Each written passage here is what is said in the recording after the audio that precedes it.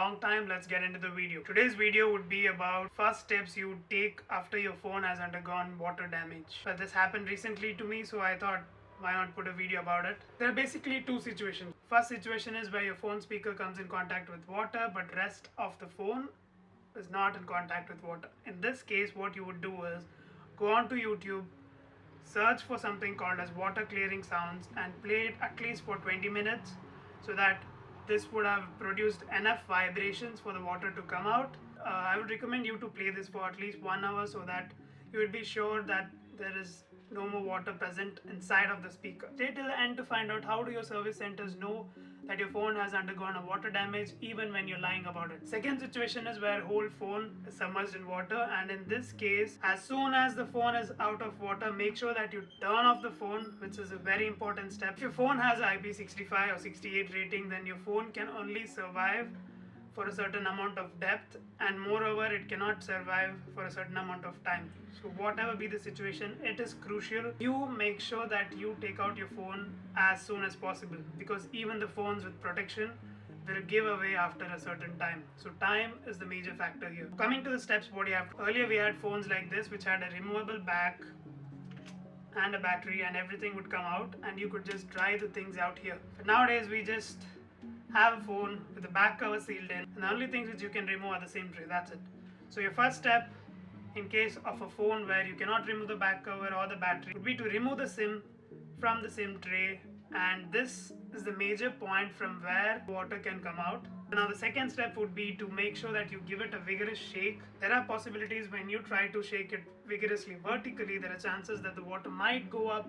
So give it an angle and give it a whip, and do this at least for 5 times. If you have a vacuum cleaner at your house, make sure you put it through the SIM tray area and you try to suck out as much as water as you can. The third major step would be to take your hairdryer and make sure that you go through your phone at least for 10 seconds through all the areas, and moreover your motherboard would be situated where the camera is. So make sure you give this area a good amount of swing so that the water present anywhere near the motherboard gets evaporated. Here's a word of caution. The heat coming from the hairdryer can damage your components inside the phone. So make sure that the heat is distributed evenly.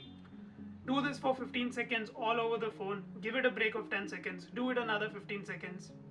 But as you're doing this, you should notice that there is some moisture buildup in the camera modules or somewhere in your screen. If this is the case, this would indicate that the water damage is severe, and make sure that you continue this cycle until you don't see any moisture buildup on the camera modules or on the screen. After this step, I would ask you not to turn on your phone yet. Get hold of some silica gel, small packets of chemicals which would ensure that there is no moisture buildup in your electronics. So make sure you get a good amount of them. Put your phone in a tight space with the silica gel, and the phone has to be sandwiched between 2 layers of silica gel.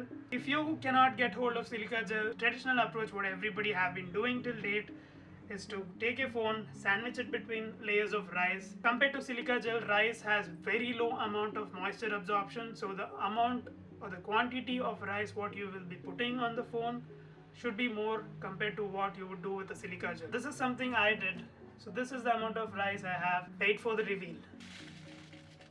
And this is where the phone is. So make sure that it is sandwiched between layers of rice from the top and the bottom so that you cannot see the phone. So this amount of rice or your silica gel trick should help you remove that tiny bits of moisture present from your phone, and make sure that you leave the phone in this mixture or the silica gel at least for 24 hours or at least for 2 days. You need to be patient in this process in order to have your phone as normal as it was. After 24 to 48 hours, take out your phone, try to turn it on. If it turns on, here are the things which you have to do before using it normally. Run a benchmark test or a graphical stress test. And this would put stress on your phone, and you could notice if your phone misbehaves in some manner or is there any accidental touches. Now after this, if the phone performs flawlessly in these tests, make sure you run a diagnostic test. Now OnePlus has a OnePlus diagnostic tool present in their app called as OnePlus Care. Make sure you have any other application similar to that from your vendors, or maybe you can download something through the Play Store and run it. Hopefully, if everything looks great, you do have your phone back to its normal condition.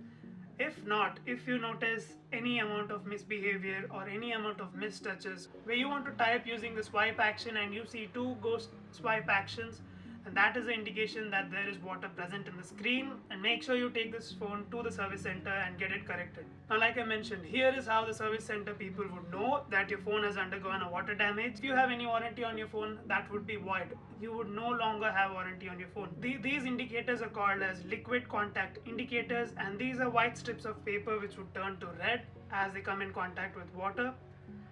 These strips are placed all across your phone. There might be multiple ones, there might be just 2 of them or 3 of them. Here are the major positions where it would be on your phone. One is near the charging, one is near the SIM tray area. So these are all the places what your company believes to be entry points for water to get in. If you see very minimal amount of misbehavior or mistouches, I would urge you not to get this replaced, because even if you get this replaced, this would cost you around 11,000, or the motherboard would cost you somewhere around 25 to 28,000.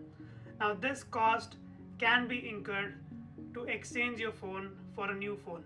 Even if you get the component replaced, now your whole phone doesn't have a warranty, and the warranty whatever you get is only for the component what you have replaced, and that would only be for maybe 6 months. So in that case, it would be much better that you exchange your phone to a new phone and get a pretty good discount for your new phone, maybe around 30,000, for more than the cost of repair what you would spend on this. So these would be the first steps you have to take when your phone undergoes a water damage. Hope this was helpful. Catch you in the next video.